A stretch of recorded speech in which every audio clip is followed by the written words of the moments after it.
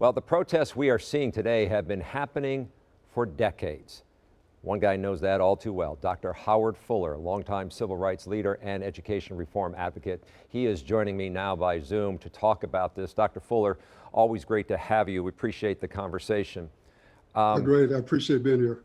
You, as I mentioned, you have seen riots and civil unrest. You have seen demonstrations and rallies and walks, and time after time you have seen people protest deaths at the hands of police. What are you seeing this time in this demonstration, this protest?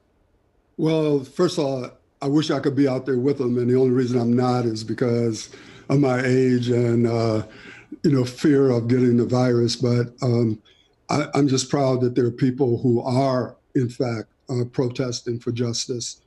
For me, the only thing that I see that's different is this is 2020, and the Ernest Lacey case, for example, was 1981, and there were protests, and there were some people who didn't just protest peacefully, that there was violence, and then people started talking about the violence and the protests instead of making sure that we're clear that there would be no protests if they were not still killing us almost 40 years later. Yeah, you talk about Ernest Lacey for those who are not familiar with it, but that was a monumental case in Milwaukee back in 1981. And was that the case that you thought would end what we are seeing still happening today?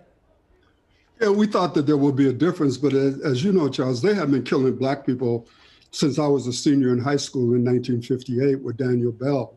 And there was a whole list of people who had been killed prior to Ernest Lacey. And before Ernest Lacey, nothing had ever happened to a single police officer for killing a black person in the city of Milwaukee.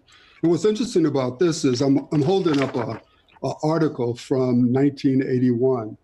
And what it says is that the inquest focuses on the nerve in Lacey's neck. And there was another headline that said, Lacey witnesses describe knee on neck. And the cops said it was reasonable force. So it's like the same thing is just happening over and over again. And it's really difficult to take, frankly. So when you see this happening again and again, and you see what's happening, do you have any sense of hope of where the dialogue might change this time when you look at who is out there in these protests? It is people from across the community. It isn't just in black or brown communities. Yeah, I mean, I think that that's a positive thing. But to be honest with you, Charles, I find very little to be hopeful about, just because I've heard we should be hopeful so many times in my life. But I do hope that it is different. And it isn't the same because it's a different historical period.